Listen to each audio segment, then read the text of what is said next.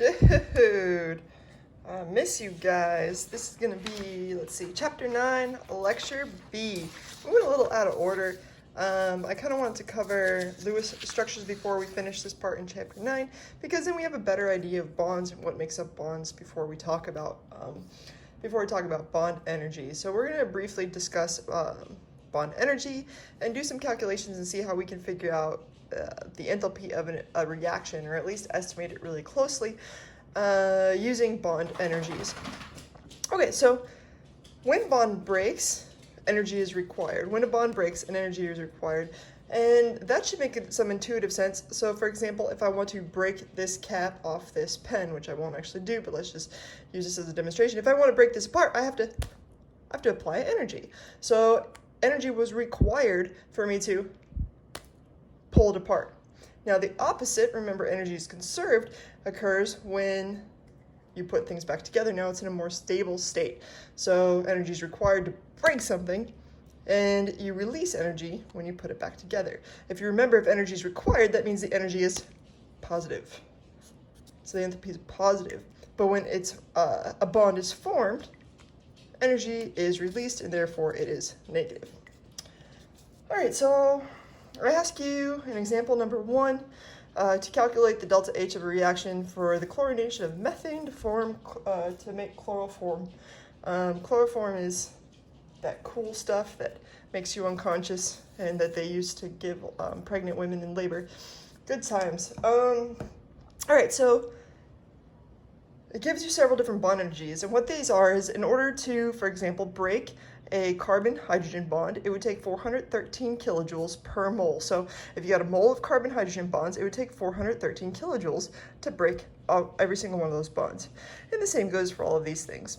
Now, when I get a reaction like this and a question asking me to estimate the delta H of the reaction, some things I like to do first before I get there is kind of look through what actually happened in the reaction before I start throwing numbers into it. So let's look what happened in this reaction. We had a carbon bound to 4 hydrogens, and it reacted with 3 Cl, 3 chlorines. The way I like to do this is I actually like to draw out the ClCl, because seeing these bonds is what's really going to end up being important. So we got 3 ClCls. All right, and then it formed a carbon to 3 Cls, and here's a carbon with a hydrogen. In addition, we got 3 HCls, which again, I like to write HCl. Whoops. And HCl. All right, cool. So now we can kind of see all our bonds. I like to see what happens on the reactant side, because on the reactant side over here, we're breaking. And if you remember, breaking means positive. And then on our product side, we're forming. And when things form, they release energy, and that's going to be negative. So essentially your question is, hey, how much energy did it take to break all of these, and how much energy was released? And if you add all those up, the positives and the negatives, you'll get the total amount of energy that occurred in the reaction. Well, to do that, one thing I like to look at is if anything remained constant. So if you look at this reaction, over here I have a carbon-hydrogen bond, and over here I have another carbon-hydrogen bond. These actually stayed the same. They didn't do a darn thing, which is kind of cool, because we don't have to touch them. There was no carbon-hydrogen bond broken over here, and there was nothing formed over here, it just stayed the same the whole time. However, here I have 3 carbon-hydrogen bonds that were broken. So as I kind of go through, I like to cross them out so I make sure I don't screw up on any of these. And so I'm going to say, hey, we had 3 carbon-hydrogen bonds. Each of those was 413 kilojoules per mole. I'm not going to write units in an effort to save some space. All right, again, we had 1, 2, 3 carbon-hydrogens, so we put 3 times the energy to break a carbon-hydrogen bond. Over here, we had 1, 2, 3 chlorines. So we broke 3 chlorine-chlorine bonds. So we have 3 times 243 here. Now, on the forming end, remember the product, we formed the bonds. Now we're going to be looking at negative enthalpies. And here we have 3 carbon-chlorine bonds. And in fact, I usually like to draw circles. I don't know why I started drawing slashes. I like to draw circles because it reminds me of the fact that they're forming. And so if they're forming, that means this has to be negative. We're looking at carbon, chlorine. We had 3 of them. So we're looking at 3 times negative 339. Again, negative because we formed these bonds. We didn't break them. And then over here we have 3 times 1, 2, 3 hydrogen chlorine bonds. So 3 times negative 427. Now the beautiful thing is it took this much energy to break this one, this much energy to break these, and then when they form, they release that much energy, they release that much energy. The question is, what is all the total energy altogether? Well, you just have to simply add them up to give yourself an estimate of the delta H reaction. So if we go ahead and do this, let's see. On this one we get, I'm going to kind of break it down really slowly. Here we get 1239 kilojoules plus 729 kilojoules from this one minus 1017 kilojoules from this one minus 3 times negative 427 is 1281. Negative 1281. So essentially I just took each of these, multiplied them together to give me my answer here, and then again I added them up to find the overall enthalpy for the whole reaction. When you do this, you get an answer of negative 330 kilojoules. And we even know that's the ones place for, so we can put a decimal point there for those of my sig fig lovers out there. All right, so let's go ahead and do another example all together, and you'll see why I brought Lewis structures into the equation before. Okay, so for the next example, I give you this ethylene. I could easily say that this is ethylene. We should know that ethylene is going to be something with a double bond, or we could draw it out and look at the Lewis structure and find out that it's this. C bond C, 2 hydrogens on each carbon, because carbon likes to have 4 bonds. We react it with this Cl2, and we're going to form this C2. I don't know why I'm drawing it like this. C2 with a chlorine and a chlorine and 2 hydrogens on each carbon. Okay, so again, carbon likes 4 bonds, so here we have a carbon bound to a carbon, chlorine, chlorine, 4 hydrogens, and that's a C2Cl2H4. Okay, so then I give you some bond energies. I even say if you need it, which is kind of a hint, you might not need it, but you could use it if you'd like to. So let's go through and see why I gave you that. As we're going left to right, again, I like to kind of see which bonds are going to be broken, formed, and if there's anything I don't need to do. Here I see I've got 1, 2, 3, 4 carbon-hydrogen bonds. Over here I also have 4 carbon-hydrogen bonds. That tells me I didn't break them and then form them.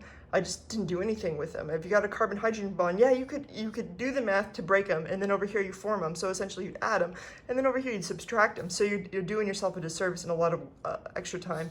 So those 4 we didn't do anything with. However, over here we did break a carbon double bond, and over here we formed a carbon-carbon single bond. Be really careful, recognize the fact that carbon-carbon double bond is not just 2 carbon-carbon single bonds. You have to treat it as an entirely different thing. So we're going to break that here, and that's going to be 614 kilojoules. Whoops, I meant to not use units, but I did. You'll forgive me. Okay, plus here we have a chlorine-chlorine, so we'll go ahead and break that bond. 243 kilojoules.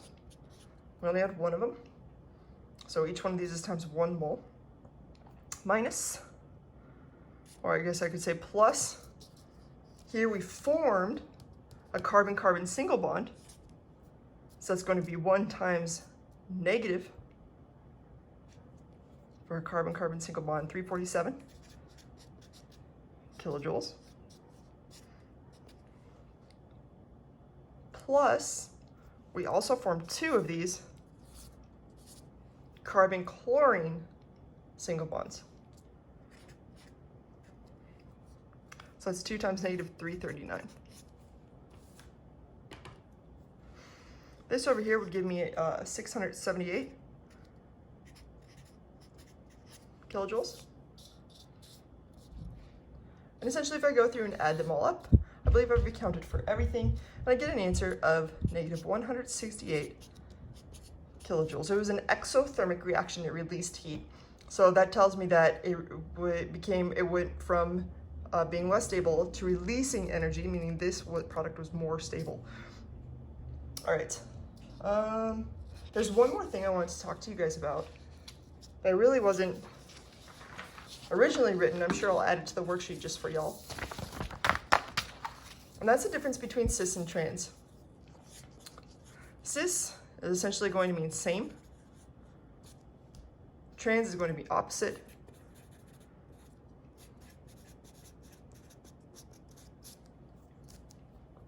And where it's going to come into play is with these Lewis structures. I would normally introduce this after Vesper, but my plan is to give you somebody else's YouTube video to show you Vesper because I think they do an exceptional job.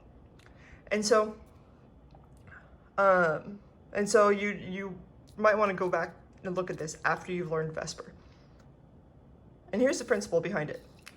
Okay, if I go back to the problem we just did, I had a carbon single bonded to a carbon, to a chlorine, to a chlorine, to a hydrogen, and a hydrogen, hydrogen, and a hydrogen. Okay, so I had this little dichloroethane compound. If you were to look at this as a 3-dimensional object, which you should, these are all 3-dimensional objects, this carbon and this carbon are attached by this single bond, and you can think of a single bond almost like a rope. So ropes can rotate, right? They might get a little bit twisted, but they can rotate around each other. You usually draw something like that. And so it really doesn't matter if I draw the chlorine down here, or up here, or over here. These are 3-dimensional objects. So no matter what I want to do, that chlorine can go in any position. So I could draw it any way I want. But then what if we have something that has a double bond?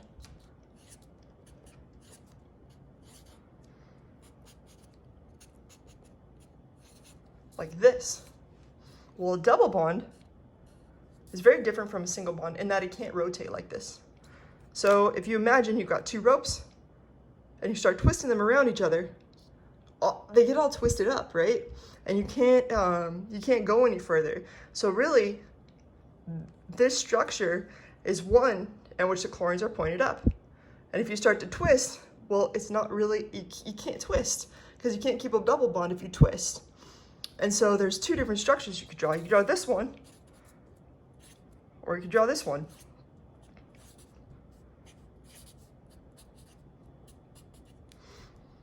Where on this one, these are on the same side. And this one, they're on the opposite side of the bond. So here we have chlorines are pointing up. Here you have a chlorine up here and a chlorine down here. That's why this would be called cis. It's usually put in italics. Cis, C2, Cl2, H2. And this would be called trans, also in italics, C2, Cl2, H2. They're both C2, Cl2, H2, but anytime you have a double or a triple bond, you actually have to pay attention to whether or not they're cis or trans. And I hope that this helps you in the homework if it happens to come up. I'm not even sure if it will, but just in case, it's good to be prepared. All right, I think that about does it. Have a great one. Bye, y'all.